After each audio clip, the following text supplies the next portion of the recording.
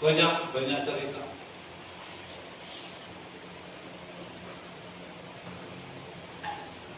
Tapi gereja kan mengatakan mana yang kanon, mana yang tidak kanon. Jadi mana yang itu menjadi pedoman bagi gereja kita dan itu lurus dengan tradisi seluruh kitab suci, nah itu yang diambil. Ya, disebut nanti di kemudian hari kanon.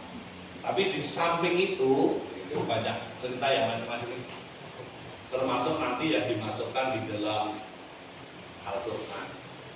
Kisah mengenai Maryam, surat Al-Maryam misalnya. Wah, nggak rampung kalau kita bicara itu. Di surat Al-Maryam nggak pernah akan ketemu lah. Kita nggak akan pernah ketemu. Oh, kalau kanon sendiri kan artinya kan gunungan kalau salah. Kanon itu sebenarnya aturan pedoman.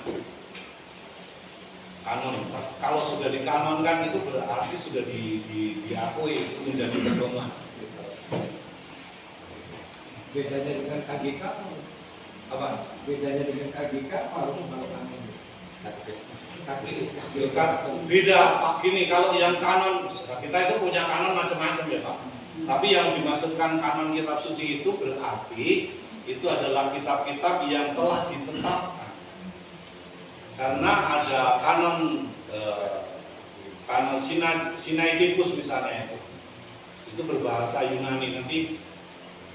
Terus ada kanon Leviticus. Itu dua itulah yang nanti masuk di dalam kitab suci kita itu. Kanon itu sebenarnya artinya aturan.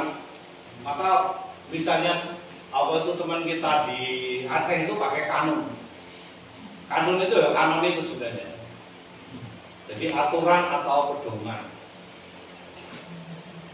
Jadi kalau kanon kitab suci ya hanya dua itu, Leviticus dan Sinaiticus.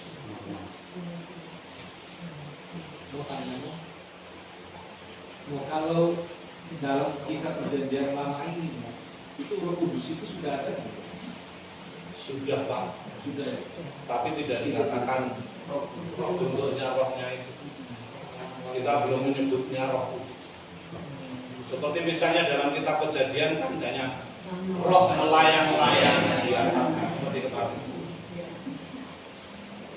Karena sistem perwahyuannya itu di dalam perjanjian lama itu kan bisa melalui macam-macam hal. Tadi wahyunya melalui malaikat. Nanti itu bisa melalui suara, bisa melalui misalnya kejadian alam. Maka nanti kalau kita lihat Musa itu kan sebelum perwahyuan kan ada petir, ada kilat yang menyambar.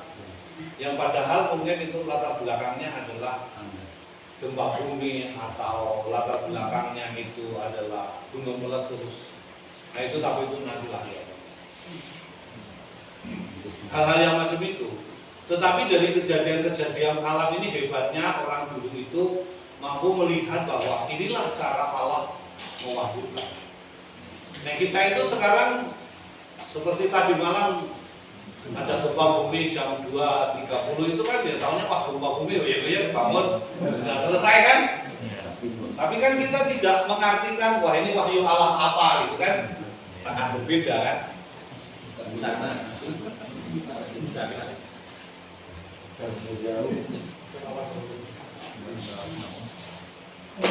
saya tanya di sini adalah terkait tentang judulnya ini dengan isinya. Singkatnya itu kata ujian dan cobaan. Pertanyaan yang pertama yang saya tanya adalah ujian dan cobaan itu kan memang jelas berbeda artinya. Lalu kalau dibawa kalau di sini dikatakan bahwa Allah mencoba Abraham. Lalu di rumusan beberapa kali kan janganlah membawa dalam pencobaan. Itu yang pertama. Lalu yang kedua, sebenarnya itu Allah mencobai kita atau menguji kita atau dua-duanya sekaligus. Lalu yang ketiga, penderitaan itu apakah bagian contoh dari ujian atau cobaan atau sebaliknya? kebahagiaan yang kita alami, apakah ada unsur ujian di baliknya itu atau bagaimana? Begitu aja. Memang tergantung pada kisahnya. Pas itu kisah apa, harus dibaca konteksnya.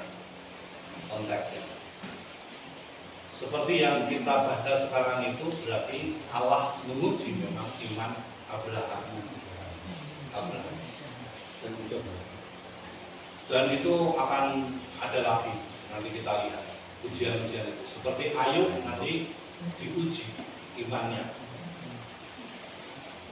Malah bekerja sama yang memang dialog di dalam dialognya itu adalah iblis di situ ya. Kaitannya itu adalah ujian. Tapi seperti Yesus itu, dia Yesus dibawa ke padang gurun untuk dicobai. Sebenarnya kan kaitannya dengan ujian juga.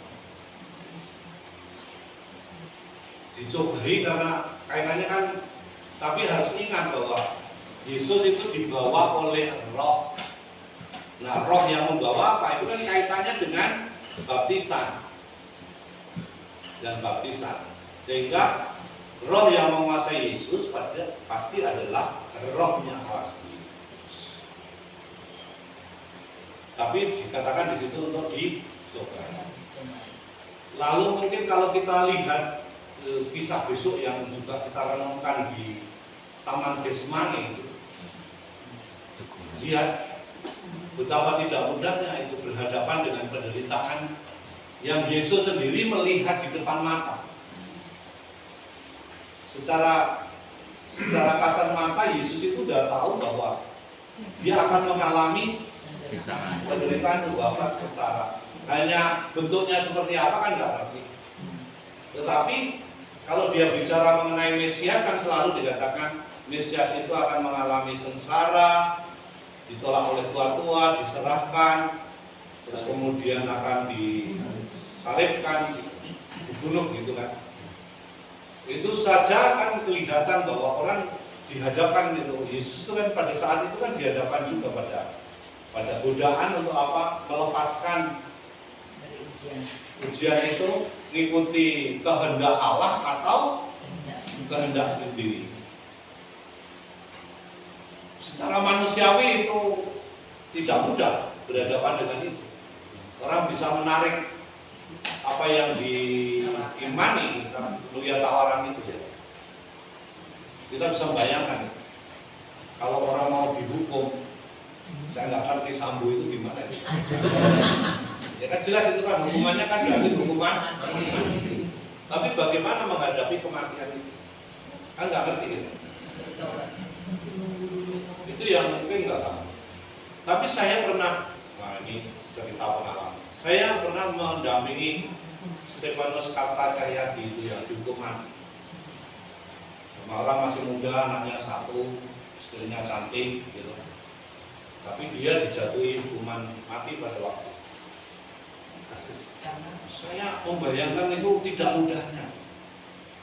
Orang-orang LP itu saja nggak berani mendekat ketika malam terakhir itu. Jadi ketika saya dijemput, saya diajak ke situ. Yang petugas LP sama hakimnya, pembelanya, macam-macam itu, dokternya mengatakan, tolong maju kok.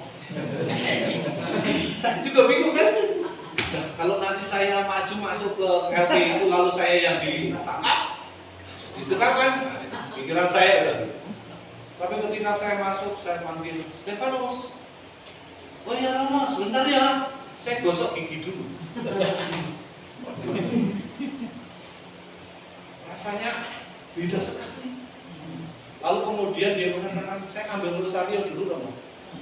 Setelah dia gosok gigi, ambil rosario, keluar dari LP, ditutup.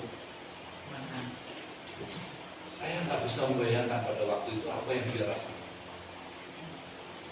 Tapi nampaknya berserah dia mau berdoa rosario. Ya itulah yang saya lihat luar biasa itu, ketika orang berhadapan pada kematian yang seperti itu, tidak memberontak dan melangkah dengan langkah pasti. Sampai saya doakan itu sebelum ditembak itu, piye ya aku mau doanya gimana ini? Tapi ya saya doakan orangnya bisa luar biasa.